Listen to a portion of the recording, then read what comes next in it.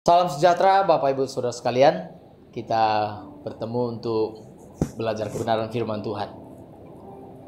Tema firman Tuhan atau kebenaran hari ini adalah kerasukan setan. Saudara mendengar kata ini, kerasukan setan, pasti umumnya yang terlintas dalam pikiran kita bahwa orang yang kerasukan setan itu biasanya ciri-cirinya seperti itu ya. Misalnya mungkin tubuhnya kejang-kejang atau mata mendelik-delik, atau misalnya berguling-guling atau teriak-teriak. Intinya orang itu tidak sadar kalau dirasuk oleh setan. Saudara, memang benar bahwa kerasukan setan itu membuat seseorang tidak sadar. Nah saudara, ini adalah contoh nyata bagaimana seorang itu dirasuk oleh setan. Tapi tahukah saudara bahwa sebenarnya orang yang kerasukan seperti ini sebenarnya yang merasuk orang seperti ini sebenarnya bukanlah setan yang tingkat tinggi.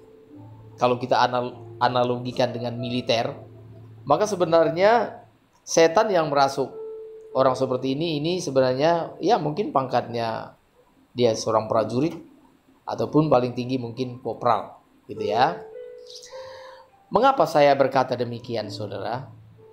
Sebab kerasukan seperti ini sebenarnya ini membuat orang akan cepat sadar, dan karena tanda-tandanya mudah diketahui maka orang ini akan segera ditangani, didoakan.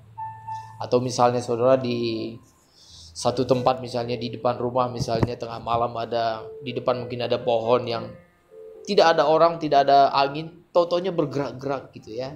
Mungkin itu pekerjaan setan. Nah kalau misalnya itu yang terjadi, membuat orang yang melihatnya juga ya, atau misalnya penghuni rumah tersebut, ini pasti akan lebih mendekatkan diri kepada Tuhan. Atau misalnya dalam rumah misalnya saudara dihuni oleh kuasa si jahat, ya misalnya malam-malam ada terdengar teriakan atau misalnya hal-hal yang menyeramkan. Kalau hal ini yang terjadi, ini pasti membuat orang itu lebih mendekatkan diri kepada Tuhan, memanggil pendeta atau rohaniwan untuk berdoa bersama-sama di rumah tersebut. Nah saudara, maka hal ini akan membuat orang ini tadi saudara bebas daripada gangguan si jahat. Saya sendiri pun dulu waktu masih muda, saya juga punya pengalaman mendoakan orang yang kerasukan saudara. Waktu saya ya baru-baru pertama lah ya, masa-masa muda, ketika lebih mendalam tentang kebenaran firman Tuhan. Saya punya pengalaman juga bagaimana orang kerasukan itu ya, yang berguling-guling seperti ini tadi. Ya puji Tuhan, saya juga dapat memiliki pengalaman seperti itu. Nah saudara, tapi saya mengatakan bahwa sebenarnya hal-hal seperti itu sebenarnya saya harus jujur mengatakan bahwa itu sebenarnya bukanlah pekerjaan setan yang pangkat yang tinggi saudara, tapi pangkat yang rendah sebenarnya. Kerasukan yang tingkat yang lebih tinggi saudara, nah ini adalah kerasukan yang lebih sulit dideteksi, dan ini biasanya bukanlah pekerjaan setan yang level rendah. Ini kalau misalnya kembali lagi kalau dianalogikan dengan militer tadi, ini mungkin yang merasuk ini udah jenderalnya saudara. Jadi kalau misalnya yang merasuk jenderal ini itu lebih sulit untuk dideteksi dan lebih sulit untuk disadari. Orang lain pun melihat bahwa tidak ada sesuatu yang terjadi.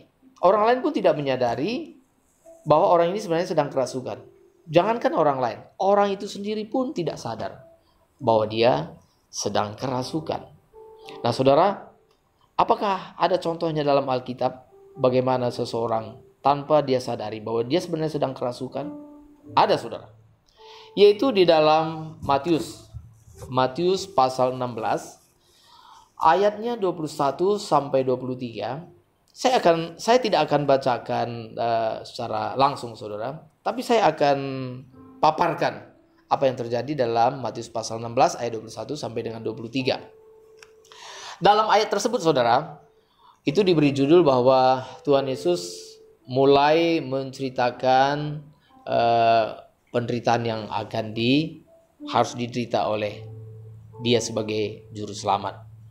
Nah, dia pun sudah menceritakan kepada murid-muridnya bahwa misinya datang ke dunia ini jelas, yaitu menyelamatkan umat manusia dari dosa, dan tugas Yesus sebagai juru selamat atau Mesias, maka dia harus mengalami penderitaan.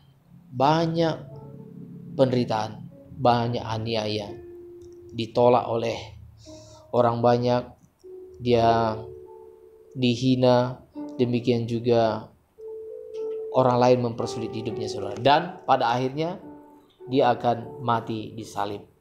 Nah, saudara, ini adalah misi Allah. Ini adalah pikiran Allah. Tetapi saudara, apa yang terjadi? Petrus setelah mendengar kalimat daripada Tuhan Yesus ini tadi, Petrus dengan niat yang baik, maka dia berkata kepada Yesus. Ya, di Alkitab mengatakan bahwa Petrus itu dia sebenarnya mengajaknya untuk berbicara berdua begitu. Maka Petrus mengingatkan kepada gurunya, dia mengatakan, Tuhan, hal itu tidak akan terjadi. Ya, bukankah ini rasa simpati yang mendalam ya sebenarnya?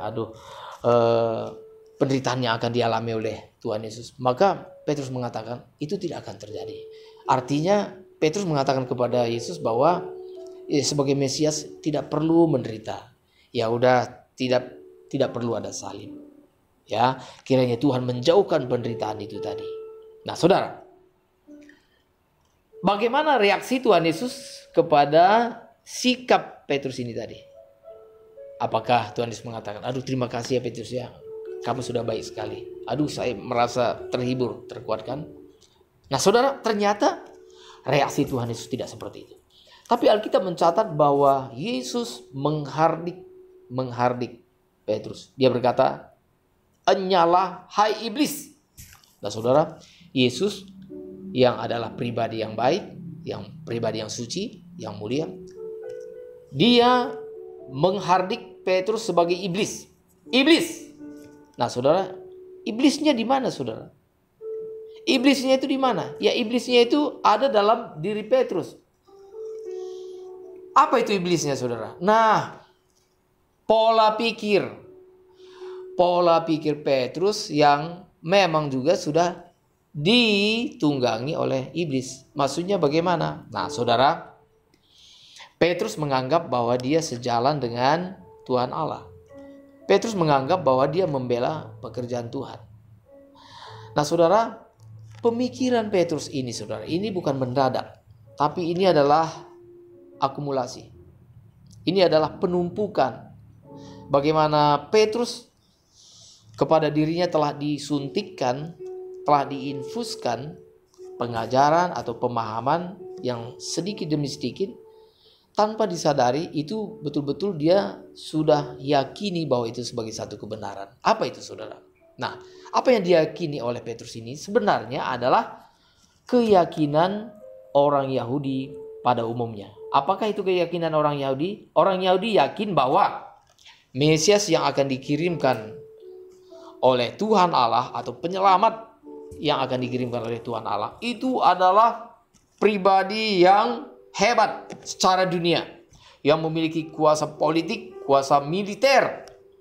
Nah, itu yang ada dalam benak orang Yahudi, bahwa yang namanya juru selamat, Mesias itu artinya diurapi oleh Roh Kudus, itu adalah pribadi yang hebat, yang mempunyai kuasa militer, kuasa politik, dan hidup dalam keagungan secara duniawi. Dan Mesias yang disalibkan itu jauh daripada pemikiran Judaisme. Itu tidak ada dalam pikiran mereka. Jadi itulah yang ada dalam pikiran orang Yahudi. Sehingga saudara, ketika Yesus juru selamat yang dinanti-nantikan itu sudah datang, justru orang Yahudi menolak. Mengapa? Karena mereka melihat bahwa Yesus ini tidak sama dengan juru selamat versi mereka. Bahwa mereka melihat bahwa Yesus Kristus bukanlah penyelamat seperti maunya mereka, seperti versi mereka. Versi mereka, juru selamat versi mereka adalah seorang yang hebat, yang gagah secara dunia, yang mempunyai kuasa politik dan militer. Nah, sedangkan versi Tuhan Allah Mesias yang asli adalah Mesias yang hidup dalam kesederhanaan, mengalami banyak penderitaan, aniaya, ditolak oleh tua-tua, oleh pemimpin-pemimpin agama, dan puncaknya dia sendiri menyerahkan diri untuk mati di kayu salib. Itu versi Tuhan Allah. Versi manusia adalah sebaliknya. Maka Tuhan Yesus mengatakan bahwa Petrus ini sebenarnya sudah sangat dipengaruhi oleh pemikiran manusia, pemikiran Yahudi. Dan Tuhan Yesus dengan tegas mengatakan bahwa pemikiran manusia yang tidak berasal dari Tuhan Allah itu sama dengan pemikiran iblis. Jadi yang diusir ini tadi adalah pemikiran iblis ini tadi. Nyala iblis, engkau menjadi satu batu sandungan bagiku. Petrus dengan caranya sendiri, dia menganggap bahwa dia sejalan dengan Tuhan Allah. Petrus menganggap bahwa dia sehati dengan Tuhan Allah.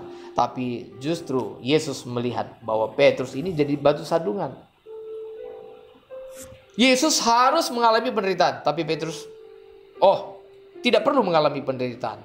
Nah, saudara, jadi yang saya maksud di sini adalah Petrus sebenarnya sudah mengalami kerasukan tingkat tinggi. Petrus sendiri tidak menyadari bahwa dia kerasukan. Tapi hari itu dia diingatkan oleh Tuhan Yesus bahwa Petrus sedang kerasukan. Hari itu Tuhan Yesus menegur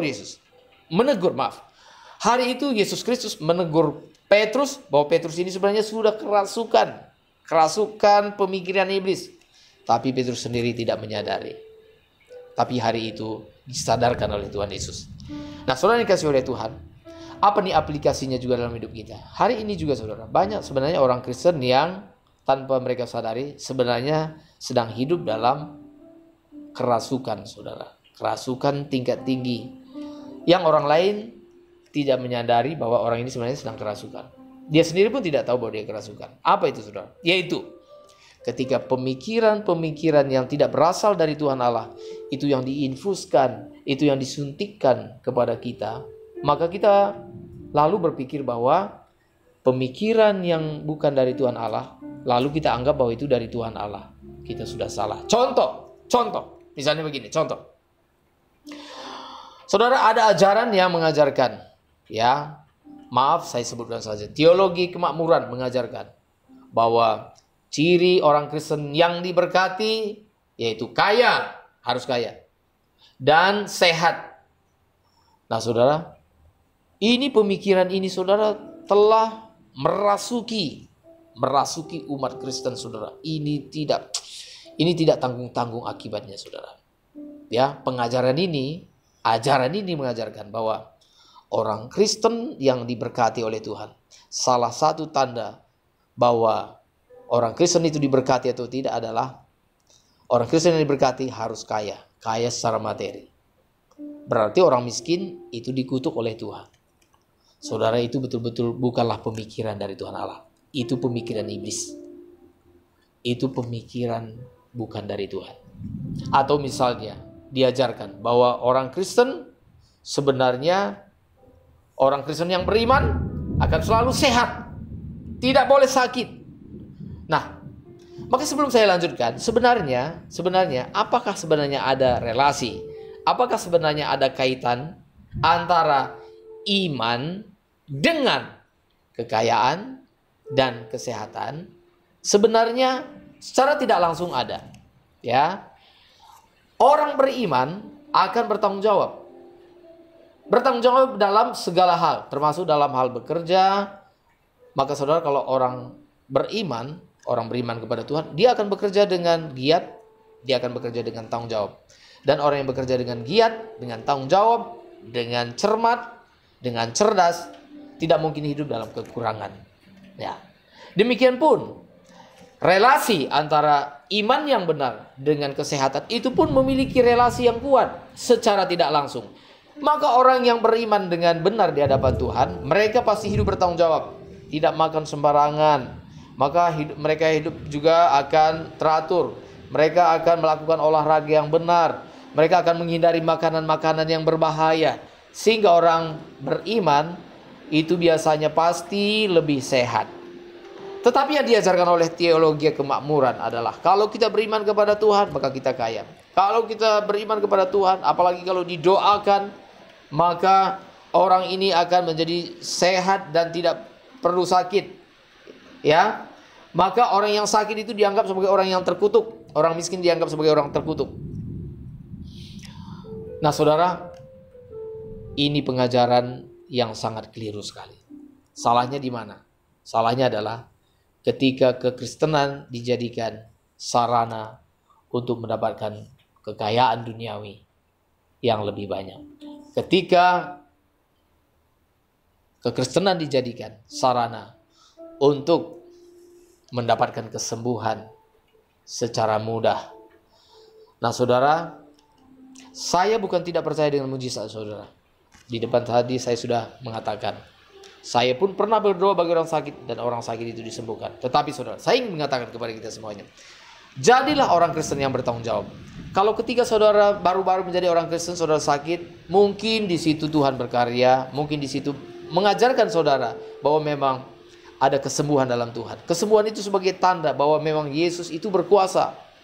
Tetapi kesembuhan tidak membuat orang Kristen lalu jadi bergantung selalu kepada kesembuhan, lalu tidak bertanggung jawab menjaga kesehatan. Harusnya ada makanan yang berbahaya dihindari, tapi semuanya disambut, semuanya dimasukkan ke dalam tubuh dengan dasar apa? Bahwa Tuhan pasti akan memberikan kesembuhan. Nanti kalau sakit juga didoakan pasti sembuh. Makanya saudara, banyak orang yang selama hidup merokok, menggunakan ganja, atau misalnya menggunakan narkoba, itu tidak bertanggung jawab. Dan setelah begitu saudara minta supaya didoakan. Nah saudara sudah melakukan kejahatan bertahun-tahun, hidup tidak bertanggung jawab selama bertahun-tahun, merokok selama puluhan tahun, lalu minta supaya didoakan, supaya Tuhan melakukan mujizat. Sekali didoakan langsung sembuh. Saudara, itu adalah hal yang tidak bertanggung jawab. Itu adalah sikap yang tidak bertanggung jawab. Kalau hari ini misalnya saudara sakit karena saudara sendiri lalai menjaga kesehatan saudara, harusnya saudara bukan tidak boleh berdoa. Berdoa kepada Tuhan, minta belas kasihan daripada Tuhan. Jikalau Tuhan masih memberikan, puji Tuhan. Kalau tidak, saudara harus pikul tanggung jawab. Nah saudara, kita harus belajar bertanggung jawab saudara. Kita harus belajar bertanggung jawab. Baik dalam hal memperoleh materi maupun dalam menjaga kesehatan kita. Kita menjaga kesehatan kita dan kita bekerja keras untuk mendapatkan kebutuhan kita, materi yang Tuhan percayakan bagi kita. Nah, saudaraku yang dikasihi oleh Tuhan, kesalahan umat Kristen dalam hal ini adalah mereka tidak mengerti konteks kebenaran Alkitab. Misalnya begini saudara, beberapa pembicara mengajarkan kepada orang Kristen bahwa Tuhan akan mengirimkan berkat dari bangsa-bangsa lain kepada orang Indonesia, kepada orang-orang Kristen yang ada di Indonesia. Nah saudara, itu dikutip dari mana? Dari Perjanjian Lama. Ayat itu seharusnya berbicara kepada bangsa Israel. Memang di zaman Perjanjian Lama saudara, Tuhan mengirimkan berkat-berkat kepada bangsa Israel dari bangsa-bangsa lain. Tapi itu saudara, itu ada latar belakangnya. Bagaimana bangsa-bangsa lain itu telah merugikan bangsa Israel. Bagaimana bangsa-bangsa itu telah memeras bangsa Israel. Dan sekarang gilirannya Tuhan menyuruh bangsa-bangsa itu tadi untuk memberkati bangsa Israel secara finansial, secara materi.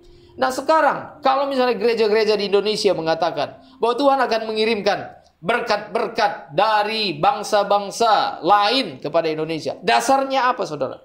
Bukankah ini sikap yang serakah? Bukankah ini sikap yang tidak bertanggung jawab? Dan nyatanya juga sampai hari ini kita tidak melihat bahwa Tuhan mengirimkan berkat dari bangsa-bangsa. Justru harta kekayaan Indonesia, bangsa kita dikuras, dibawa kepada bangsa-bangsa lain. Betul tidak saudara? Nah kita harus belajar bijaksana dalam hal ini. Nah saudara yang dikasihi oleh Tuhan, karena itu bagaimana supaya kita bebas daripada kesurupan tingkat tinggi ini tadi saudara? Kesurupan tingkat tinggi ini tadi saudara, ini tidak dapat didoakan tumpang tangan dalam nama Yesus setan keluar, tidak saudara.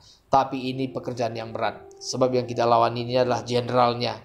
Itu berarti mengapa jenderal ini sedang berkuasa kepada seseorang ini tadi saudara? Sebab jenderal ini tadi, iblis ini tadi telah menyuntikkan, telah menginfus pengajaran-pengajaran yang tidak sesuai dengan kebenaran kitab suci. Maka tugas kita adalah bagaimana kita menyiapkan waktu kita setiap hari dengan rutin menerima kebenaran firman Tuhan. Menjadi makanan bagi jiwa kita. Menjadi makanan bagi pikiran kita. Makanan bagi rohani kita. Makanan bagi spiritual kita, saudara. Makanan bagi jiwa kita, saudara. Ini perlu sekali. Itulah sebabnya, saudara, kita perlu menyiapkan diri kita setiap hari. Setiap hari untuk membaca firman Tuhan secara teratur. Kitab suci ini, saudara, ini harus kita baca dan renungkan setiap hari. Bila perlu, saudara, usahakan ya, no Bible, no rice. Artinya sebelum baca Alkitab, sebelum memakan makanan rohani, enggak makan makanan jasmani. Jasmani dulu, makanan rohani dulu, baru makanan jasmani. No Bible, no rice. Ya, tapi kalau misalnya keadaan agak sulit, setidaknya, saudara, setiap hari saudara dan saya harus membaca kitab suci dengan teratur, saudara. Sehingga pikiran Tuhan Allah itu akan diinfuskan, akan dimasukkan kepada kita. Sehingga kita menyadari. Baru kita sadar. Ketika kita sadar bahwa sesungguhnya kita baru saja kesurupan. Tapi untung Tuhan mengingatkan kita. Saudara, saya mengingatkan saudara. Kalau saudara hidup tidak bertanggung jawab. Kalau saudara sakit. Dan saudara berharap kesembuhan daripada Tuhan secara mujizat. Tapi saudara telah melakukan kesalahan di masa lalu. Saudara sebenarnya sedang kesurupan. Saudara sadarlah, saudara. Kembalilah kepada Tuhan. Kalau saudara hari ini harus mengalami sakit penyakit karena kecerobohan saudara di masa yang lalu, minta ampun kepada Tuhan. Ya, kiranya Tuhan juga masih memberikan kesembuhan. Sekalipun akhirnya Tuhan mungkin tidak memberikan kesembuhan. Ingat, saudara, bahwa tempat tinggal kita sesungguhnya bukan di bumi ini, tapi di langit baru, bumi baru. Saudara, di dunia ini memang kita akan mengalami kematian. Di dunia ini kita mengalami kesusahan. Di dunia ini kita akan mengalami penderitaan. Di dunia ini kita akan mengalami begitu banyak masalah, sakit, penyakit. Sampai akhirnya kita juga pulang ke rumah Bapa di sorga. Saudara, bahkan saudara, ini harus kita ingat. Bahkan kadang Tuhan mengizinkan sakit penyakit seseorang, anak-anak Tuhan yang Tuhan cintai, sebagai sarana untuk memanggil dia pulang ke rumah Bapa di sorga. Saudara, jangan saudara katakan bahwa kalau orang sakit ini, kalau didoakan tidak sembuh. Jangan saudara katakan bahwa dia tidak beriman. Jangan saudara menuduh bahwa yang didoakan ini tidak beriman, yang berdoa juga tidak beriman. Jadi saudara, kalau kita beriman, berarti tidak ada kematian. Sebab kalau misalnya semua beriman versi yang salah ini tadi, berarti setiap kali yang sakit didoakan tidak mungkin mati. Jadi akan terus hidup. Ini bahaya sekali. Ya. Kiranya firman Tuhan ini boleh menjadi berkat bagi kita semuanya. Kiranya kebenaran ini boleh selalu membuat kita memeriksa diri kita, supaya kita jangan menjadi orang Kristen yang kesurupan. Kiranya Tuhan memberkati kita. Amin.